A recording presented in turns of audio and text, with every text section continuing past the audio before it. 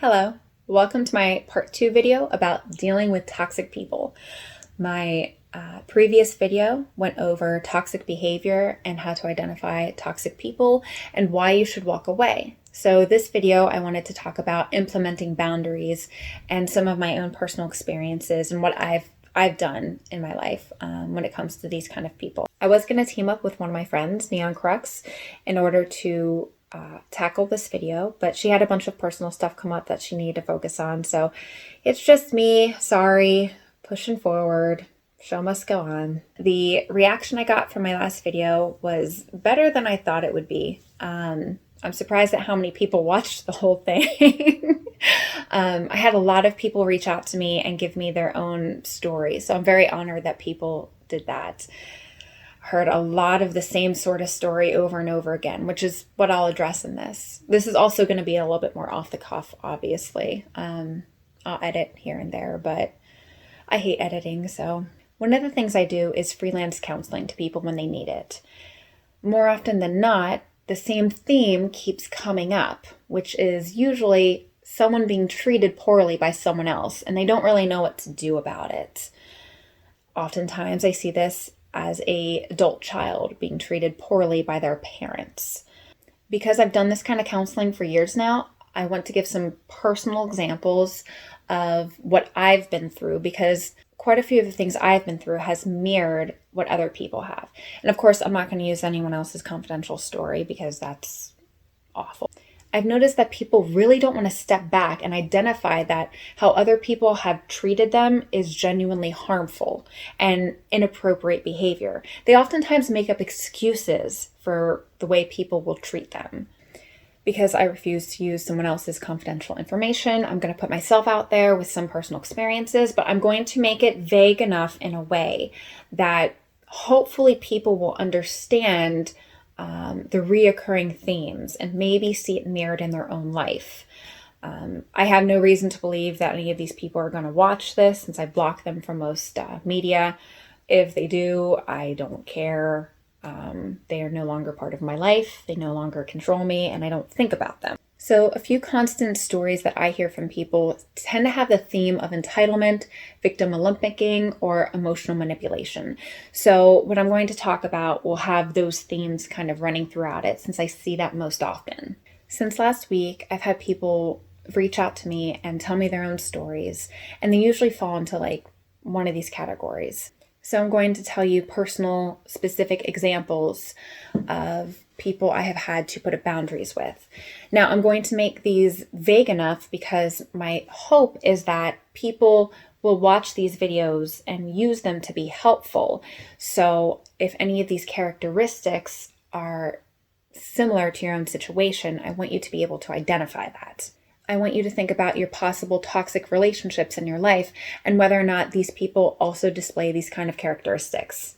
So my first personal anecdote, that's right, I learned how to say it right.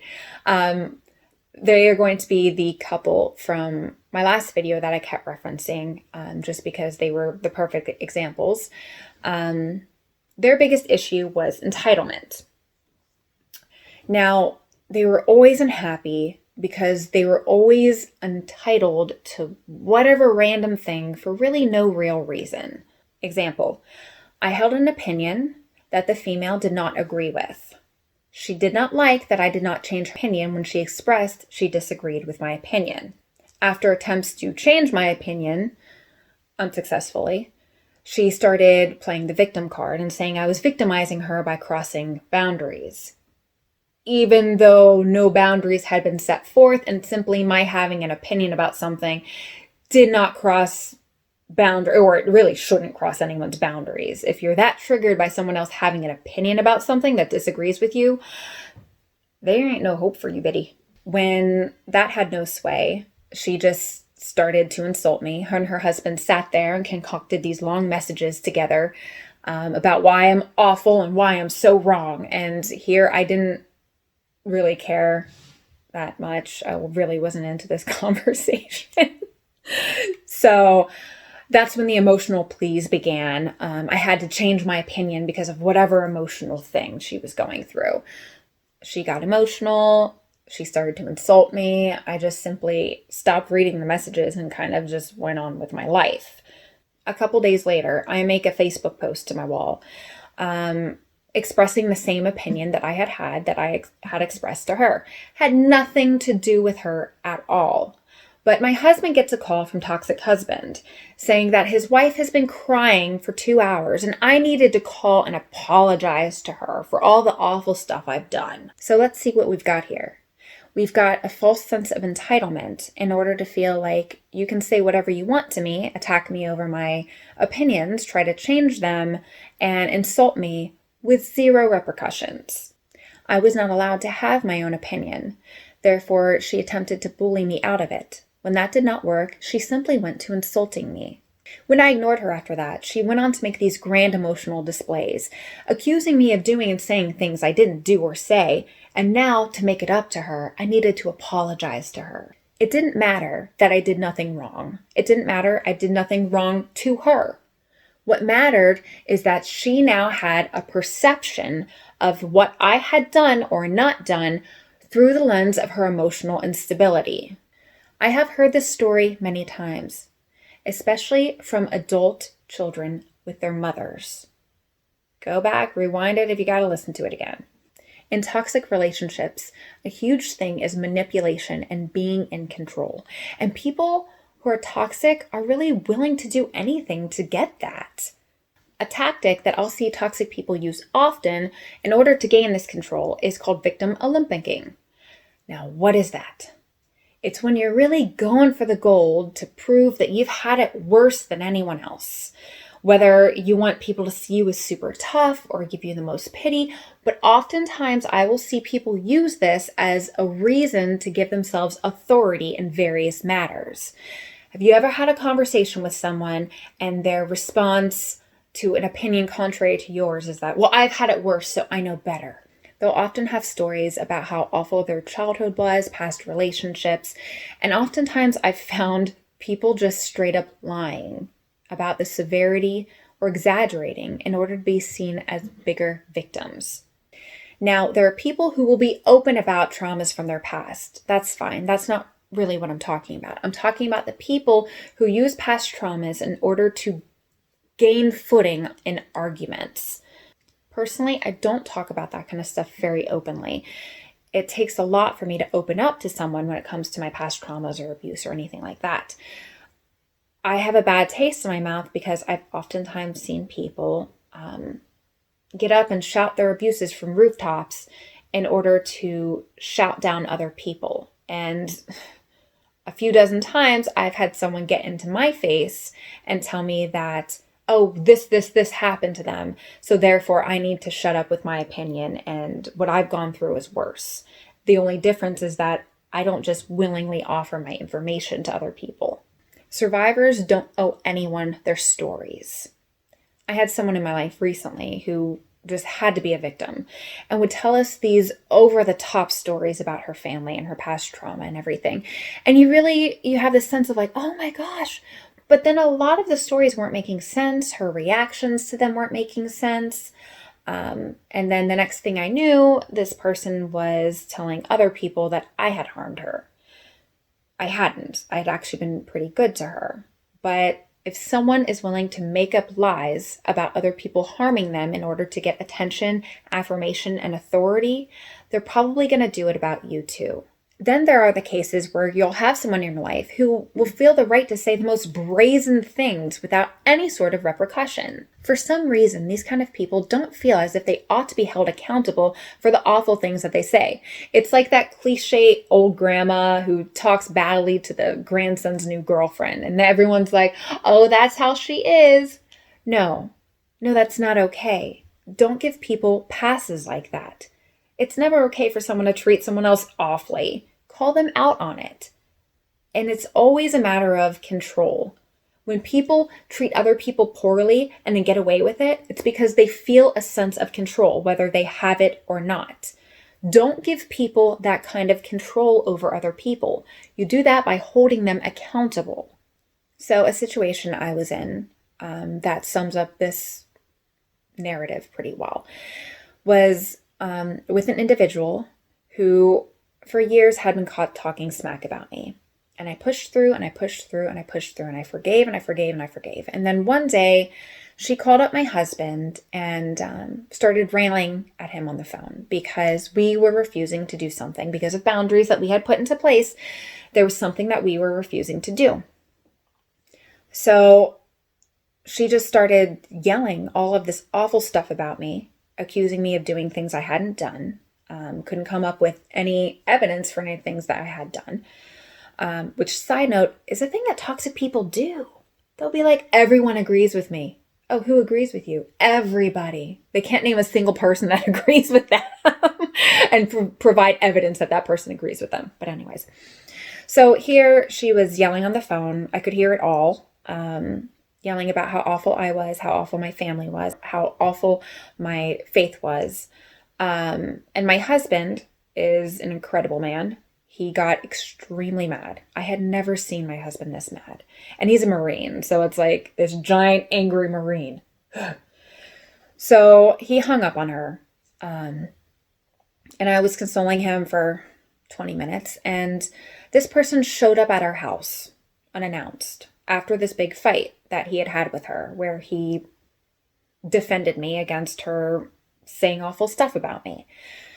So I was expecting someone else, did not anticipate her, and I answered the door, and here she was. So here this person had done these things. There's no way she thought that I was not aware that she had said all these various things. So what was her reaction at the door? Hey, what's up? No level of, I am so sorry. I'm so sorry for everything I said. Please forgive me. No. So I mustered all the grace in my soul, and I let her in, and I let her speak to my husband, and of course there was no apology. It was, I'm sorry you're going through this. You seem to be going through something. I'm sorry for what you're going through. Not, I'm sorry that I said all these awful things. So they talked it out. Okay, my husband and I very graciously forgave her, even though she was not sorry. And a month later, she does the same thing. We let this person back into her life instantly. A month later, she gets upset at my husband for not doing something that she wants him to do. And she starts railing about how awful I am. So, he hung up and he has not spoken to that person since. Now, for years, I have faced this bizarre thing where I never understood why this person thought it was okay to say awful things about me, know they'll get back to me, say awful things to my face, and think it's okay, think there should be no repercussions. That's very toxic. So in order to keep this shorter, those are the only examples I'm going to give. I wanted to flesh these out because those kind of stories seem to be on repeat. They're what I call the I hate you, why don't you love me stories. All right, so let's get into what should you do. First off, I highly recommend if you are in a toxic situation, make sure that firstly you are safe. If you have to physically remove yourself from a situation, do it. Your physical safety is first and foremost here. Secondly, I highly recommend talking to a counselor, a professional counselor, because then you will feel truly heard. And all the pain and abuse within you, you need to let it out to someone who will listen to you without the fog of emotion that we all have whenever we're in emotional situations and we can't think straight.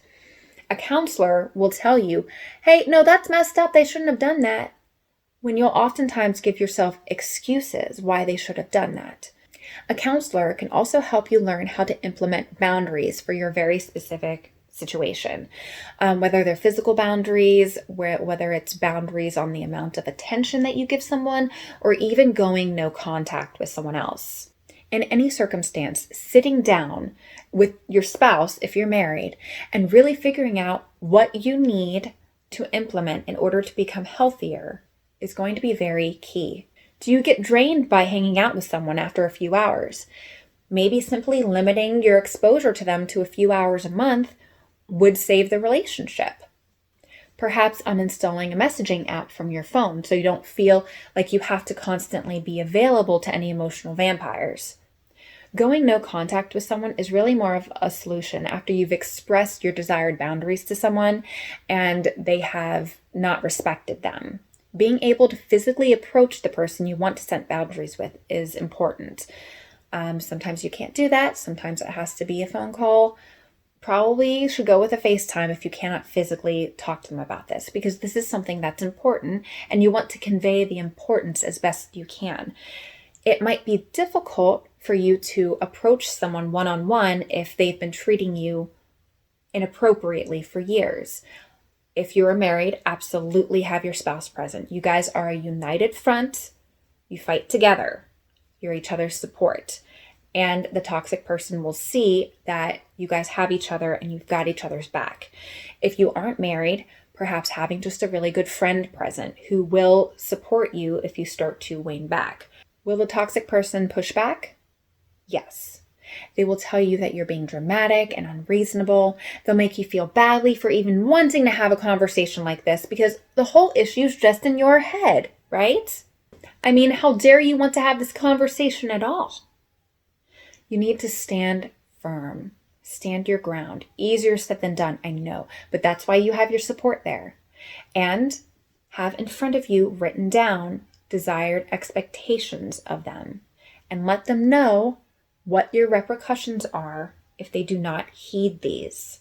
Now, from my own personal experience, I did put some people out of my life. I did create expectations, 3-step expectations, in order for them to have contact with us again. That's what I'm going to share with you. So what my husband and I told people we had put out of our lives we needed was 3 things. The first thing was to recognize their behavior was inappropriate and own their behavior. It's not okay to treat other people how they had treated us, and we needed them to understand that and own it without making up excuses for their behavior. Number 2, we needed them to repent of doing this. Toxic people have the same kinds of personality defects that they operate in often.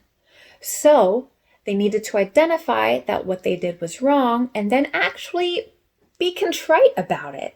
Actually care that how they had treated us was bad. Number 3, they had to demonstrate to us that they were dedicated to changing their behavior. We needed to know that they would not be quick to harm us again. Now, these things are only if you actually desire to have the person back into your life. Sometimes you don't really care if you don't have someone in your life, and that's okay. Don't feel ashamed for putting someone out of your life and then not giving them the ability to earn it back if they weren't enriching your life to begin with. Now, it ought to be mentioned, in my last video, I gave a long list of the things that toxic people do. I reminded everyone that no one is a saint. We're all guilty of one of those things here and there.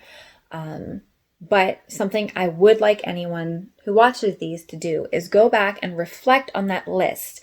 Reflect on the times that you have behaved in those ways. Reflect on whether or not it's a chronic thing that you do. The last thing I want to do is to embolden toxic people to continue treating other people poorly. I want to help people, whether it's getting out of toxic situations or maybe it's people identifying that they could be a problem themselves so that they can then go to a counselor and get the help that they need. Everyone is guilty of these behaviors at some point in their life. But if you're guilty of them more often than not, you could very well be a toxic person.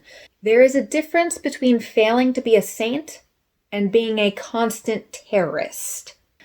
Okay, so let's say you've cut someone out of your life and you've implemented healthy boundaries, you've put in a system for them to healthily re-enter your life, but all you have left is bitterness for that person.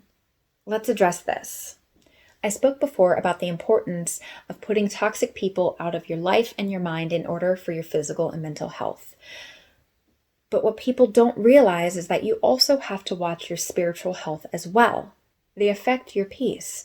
And I'm going to be generic about this because I understand that other people don't share the same beliefs that I do, and I want people to be able to relate to this. Believe it or not, finding within yourself the desire to forgive these people is extremely powerful. Oftentimes, when I speak to abuse victims, I remind them that their power was stolen from them. But there's something you can do to get it back. You have the power to forgive and move on, and no longer let these abusive people have power over your mind or your life. That's important. That's powerful. They can't take that away from you. There's this mental exercise I'll do in order to bring myself to a higher state of mind whenever I think about abusive people. I'll think to myself, I want them to become better people than me. I want to meet them one day and find out that they've become so wonderful and so good and so unselfish and so contrite. And I'll remember back on my bitter thoughts about them, and I'll feel ashamed because they turned out so much better than I did. And I want to rejoice with them. I want to rejoice that they found goodness. There's also a power in hoping the best for other people, even when they don't treat you well. I recommend that you train your own spirit with the same desire for those who have been toxic towards you. Do not let anyone else continue to have power over you by ruling over you in a spirit of bitterness or anger. Look within, decide to rise above, and begin to heal yourself emotionally, physically, and mentally. Light is the only thing that can overcome darkness. Find your light in understanding your self-worth, getting information, and never stop standing up for yourself and others who you know are innocent. Fight off the darkness with the light that you need